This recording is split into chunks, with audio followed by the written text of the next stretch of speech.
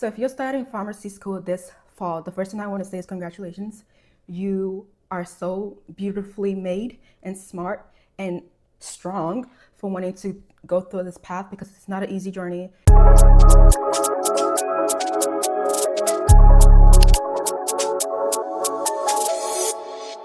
Hi, my name is Dolly. I am a fourth year pharmacy student who's about to graduate next year.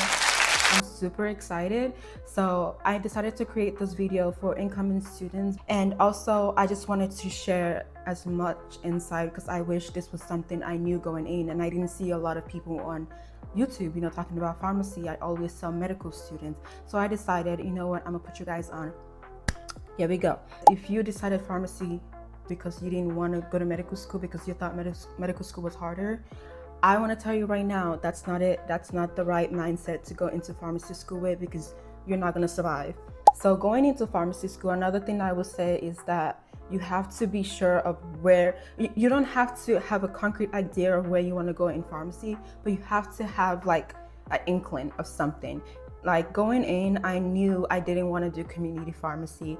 I knew a hospital pharmacy was a 50% chance for me, and the other sides of pharmacy was pharmaceutical industry. And as I grew through my years of pharmacy school, I came to realize that was where I aligned more with, where my skill set fits more in, and that's what I'm deciding to go into. So I say this to say that you have to have an idea of what you want to do your first year of pharmacy school, at least at the end of your first year of pharmacy school, because then you're gonna be gathering all the tools, all the experiences, all the internships, all the skills you need to get you into the area that you want to go into after. I know a lot of people say you still have time, but I'm here to tell you, sweetie, I'm here to tell you, don't be relaxed. Don't sit down and say you still have time. By the time you know it, P3 year is going to come and you're going to be like, I don't have anything on my CV. That's not where we want to be. We don't want to be there. Tip number 2, be mindful that everyone in the class is smart, okay? You got into pharmacy school because you're also smart. So don't feel like you don't deserve to be there. You deserve to be there. You are a smart girl, you're a smart boy. You can do it. So don't let other people try to discourage you, or don't let other people tell you maybe this is not for you. Just focus, lock in, okay? After class every day, go back, reread the notes, reread what you don't understand, go on YouTube. Like, don't be discouraged about what your friends are getting in a class, or what your friends are doing outside of school. Focus on you. Once you start looking at other people, that's where it starts going downhill, and you don't want that, okay? Number 3, pharmacy is very clinical.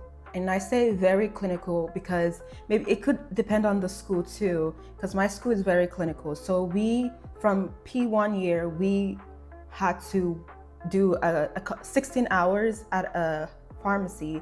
So we had to work with patients, we had to give shots, we had to what else we had to do? We just had to do a lot of clinical stuff starting day 1 in first year of pharmacy school. So if that's something that you are not interested in, if you're not interested to give shots, or if you're even scared of getting shots, maybe try to work on that, because I've had my classmates give me shots. I've given my classmates shots before we were able to go out and give other patients shots, Number 4 is when it comes to studying, my school was different in the sense that there was different professors that taught different classes. So I had to study differently for different professors. But one thing that is common is you have to look at the learning objectives of what each professor is trying to get you to understand.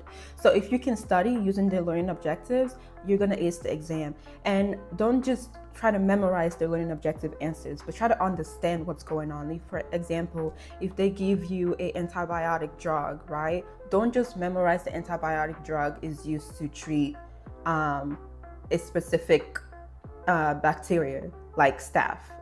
Don't just memorize that, because the antibiotic drug can also treat other stuff than staph. What you need to memorize is the class of bacteria that antibiotic can treat.